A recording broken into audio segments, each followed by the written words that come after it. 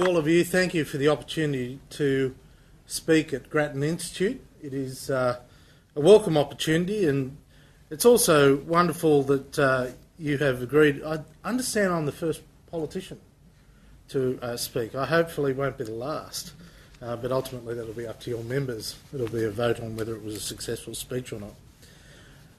Since 1923, the 1,500 branches of the Returned Services League have commemorated their legacy under the maxim, "The price of liberty is eternal vigilance." This was the motivation that led Australians to go to the other side of the world to join wars against totalitarianism. And today we are waging a war against terrorists and religious fanatics who threaten the values we believe are essential for human dignity and welfare. The struggle for liberty has never been without cost. Even for our generation, it demands a price. Sometimes this is a national struggle, but often it is the efforts of individuals. Who will ever forget that young man in Tiananmen Square who, with no thought of his own well-being, put himself in the path of a 50-ton tank, all in a quest for democracy? And the Iranian protester, Nida Agha Sultan, whose death was beamed by YouTube around the world, and that came to symbolise freedom, or the demand for freedom, in Iran. It takes more than courage to do something like that. It takes conviction. The deep conviction that liberty is essential for achieving our human aspirations and for creating a better society. The deep conviction that freedom is worth the ultimate price that some of us may be asked to pay. Tonight I want to reflect on that struggle, to bring to mind our own young soldiers in Iraq and Afghanistan who we are asking to make a stand for freedom, and to stress that the defence of liberty must remain at the centre of public policy debate in Australia. It starts with what you believe in. In the Western tradition, there has always been a choice between founding principles for societies. On the one hand, there is the recognition and harnessing of the power of the individual.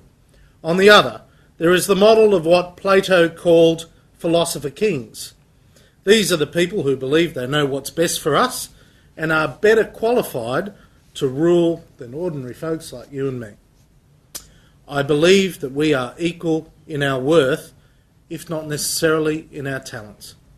I have a role, you have a role, each of us has a role to play in the process of our own governance. This is what liberty means. This is what it means to be free. It is no coincidence that the words liberty and liberalism come from the same root, the Latin word for free being liber. That is why you find that the core values of any liberal are personal liberty, political liberty, economic liberty, social liberty, and international liberty. These are values that are not only timeless and enduring, but they are not negotiable. Years ago, I was introduced to the political party that is called Liberal. Its founder, Robert Menzies, was very clear about their commitment to liberty, individual liberty as much as social liberty. He said, and I quote, "We took the name Liberal because we were determined to be a progressive party, willing to make experiments, in no sense reactionary, but believing in the individual, his rights and his enterprise." I was ready to join such a party because in my younger days I'd given great thought to the political philosophy that I found most compelling. My mother has been a long-time Liberal supporter. She came from a family drenched in the values of free enterprise, equality between the sexes, and God, King and country. While my father shared most of those values, his political allegiances were initially different. After he migrated to Australia from Palestine in 1948, he felt indebted to the Prime Minister of the day, Ben Chifley, and his Labor Party, largely because these were the people who had provided him with his opportunity for a new life. This mixture of family political allegiances left me in a kind of political middle ground. So at Sydney University, when I was elected president of the Students' Representative Council, I stood as an independent, something that was almost unheard of at the time. Here was a political novice in a role that had spawned a number of political leaders. So as you might imagine, I was courted by both sides of politics. The one thing I was sure of was that I had to be comfortable with the philosophy of any political movement that I was to join. Fisher Library at that uni became my best friend, only for a short period of time, I say, as I rummaged through the old dusty books in search of political enlightenment. I would like to think that there was a moment of epiphany, but in the end there was one writer who stood out, and that was John Stuart Mill. Sometimes you read something and just think to yourself, this guy makes sense. It is a continual source of inspiration to me to reflect on those men and women who, without resort to force or the trappings of political power, but through words alone, can influence their generation and those to follow. Mill is one of those people, always clear, often difficult, usually provocative, among the earliest defenders of the equal rights of women, minorities and subjugated peoples. He was a champion of the fair, free and open elections. Himself a member of Parliament and a political activist, Mill was above all an unrelenting champion of the principle that personal liberty was the essential element of a free and decent society. His famous statement of liberal principles is that, and I quote, "The only purpose for which power can be rightfully exercised over any member of a civilised community against his will is to prevent harm to others. His own good, either physical or moral, is not a sufficient warrant." And just in case we have a tendency to gloss over the words like freedom and liberty, Mill defines it in a most compelling way. He said, "The only freedom which deserves the name is that of pursuing our own good in our own way, so long as we do not attempt to deprive others of theirs or impede their efforts to obtain it." Isn't this what we all want? That we be allowed to follow our own dreams, have our own beliefs, as long as we don't harm others or limit their freedom?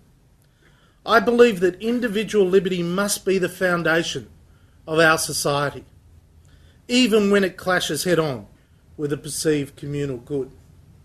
That belief rests on John Locke's positive view about human nature, that there is an essential good, rationality, and an innate desire to cooperate in all men and women. I share his conviction that happiness is achieved when individuals are permitted to flourish in ways of their own choosing, according to their own conscience and beliefs. On the other side of the coin, though, individual liberty is based on an acceptance that we are all fallible, that there is no certainty that any one person or any one society knows the truth. It is only through diversity, debate and discourse that we can come closer to understanding what is right. Mill recognises too. He said that individual rights went beyond simply stating what governments could not do. He envisaged a positive role for government in supporting individuals to fulfil their aspirations, particularly through the provision of education, which he saw as a prerequisite for a society that embraced liberty. When Australians talk about a fair go, and we use expressions like standing on your own 2 feet, we are reflecting those values first articulated by Mill. These are essential for the pursuit of liberty.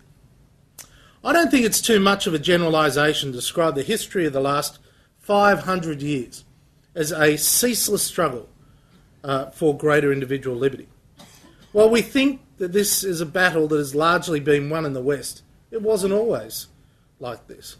Apart from some Celtic societies, which could be described as having political systems based on the recognition of individual rights, our concept of individual liberty was alien to most Europeans during the Dark Ages. While some nations sought to limit the powers of their monarchs or wanted to establish legal rights for some of its citizens, genuine freedom was remote for the vast majority of Europeans. The institutions of state, which included the church, ensured that the flame of individual liberty was never lit. Dissent, either political or religious, was crushed, often ruthlessly, as was so dramatically demonstrated during the Inquisitions. The Church and its earthly princes conspired to maintain the orthodoxy of their beliefs and the primacy of their own interests and the powers of hereditary authoritarian governments. It was the struggle for religious freedom that became the first international battleground. Erasmus opened the door, and others like Luther and Calvin followed, although both the latter two proved to be as intolerant of dissent as the church they sought to destroy. It is perhaps hard for us to imagine today in Australia that the battleground of ideas, what it was like in medieval Europe. Just imagine the author of The God Delusion, Richard Dawkins, being burnt alive at the stake for his views and his books banned. I should point out that even today we're seeing similar sorts of brutal intolerance in some radical Islamic countries. Fortunately, it was the European age of enlightenment, the quest for knowledge that science provoked, and the battle against absolute monarchs that inspired philosophers of this period like John Locke, and that led to an appreciation of individual liberty in its broader context. Most of us may never have studied a book of philosophy, let alone a book from the 17th century. But it is instructive to note just how much of an influence someone like Locke had on the way we think in the Western world today. Among other things, Locke is regarded as a father of liberalism. His optimism about human nature was in sharp contrast to the Hobbesian view about mankind. Thomas Hobbes, you may recall, had a rather pessimistic view of life as, quote, solitary, poor, nasty, brutish and short, without a strong central government. Locke, on the other hand, called for government to be based on freely given consent, personal liberty and private property rights. It was a view that was to influence and inspire Thomas Jefferson and those who drafted the United States Declaration of Independence, Constitution and Bill of Rights.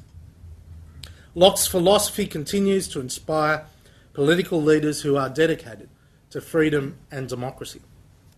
It took the horrors of 2 world wars for something of an international consensus to emerge about human rights that were to come to be regarded as universal.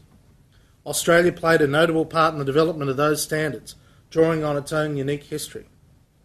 Our nation moved almost seamlessly from autocratic colonial rule to a liberal society without the violence and turbulence that marked the history of both America and most European nations, and we should be very grateful for that.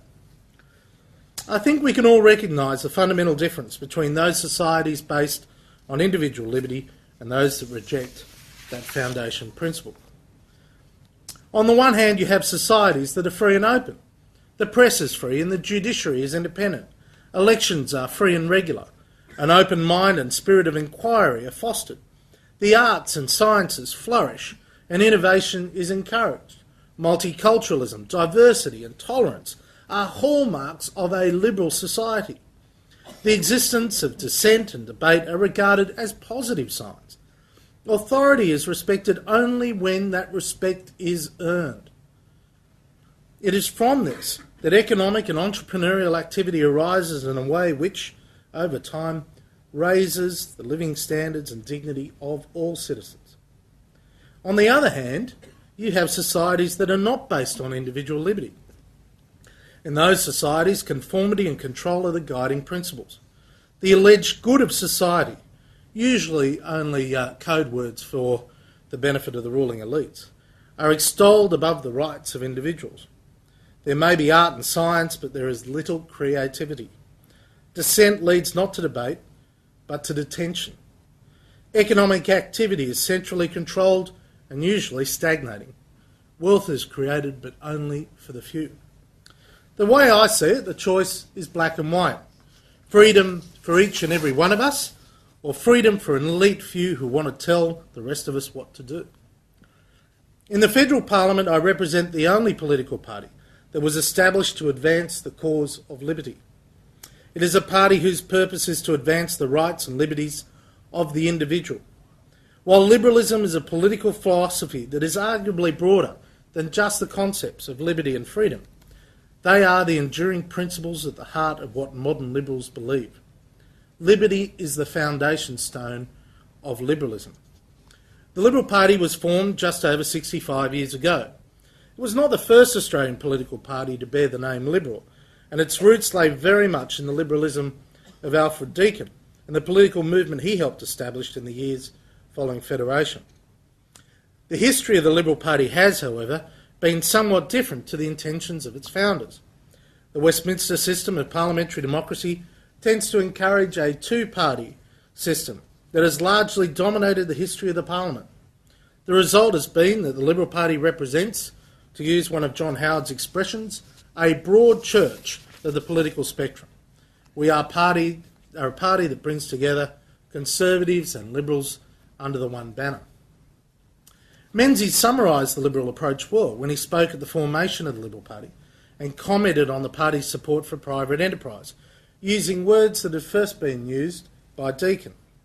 He said, "If the expression connotes each for himself and the devil take the hindmost, with no provision against depressions, with big monopolies running free and injuring the consumer, with an absence of proper government controls and government liabilities, then it is something which liberalism cannot support. It is this constructive role for government that distinguishes the liberal from the libertarian. Liberalism, in placing primacy on the individual, also stands in contrast to the philosophies of conservatism, socialism and communitarianism. They tend to share the belief that society and its institutions are the first and most important aspects of human existence, and that individuals are always subject to some larger interest, such as the alleged community interest or the state itself. Liberalism not only confers the rights of individual liberty on a nation's citizens, but it also demands that citizens accept their civic responsibilities. I am, however, concerned that some of the liberties we take for granted in Australia are being eroded by the actions of government. I fear that step by step, and in a way that barely registers in the consciousness of most people, we are losing some of the protections against the arbitrary and interfering actions of the state. Some of these changes are driven by the community itself. It is hard to empirically quantify, but I am concerned that our society is becoming less self-reliant and placing more store in government to solve our problems. Again, Mill warned us against this. Excuse me. And I quote, "Some, whenever they see any good to be done or evil to be remedied, would willingly instigate the government to undertake the business." We see this attitude in so many areas of Australia today. If a company goes bust, then the government should save it. If we are eating unhealthily, then it's the government's fault for not regulating fast food outlets, rather than the problem of those who choose this diet. If some of our children are becoming delinquent, then it's our schools to blame and not their parents. If people are drinking too much, then it's up to the government to change drinking hours and close liquor outlets, even as was suggested recently on Australia Day. Such attitudes are encouraged by governments who want to be seen to be acting in response to the 24-hour news cycle. But in many cases, they should act through education and persuasion rather than more regulation. But by expanding those aspects of society that come under the control of government, we ultimately diminish our own liberty. My commitment to liberty as a principle is not just a matter of pragmatism and understanding that liberty works and non-liberty does not. It has a deeper attachment for me. If I may be a little self-indulgent for a moment and quote my own words when I spoke in defence of God, I know someone else that quotes his own words regularly, quote, "For us in Australia, we owe our liberal democratic tradition to the understanding that comes from believing in the essential worth of every other human being.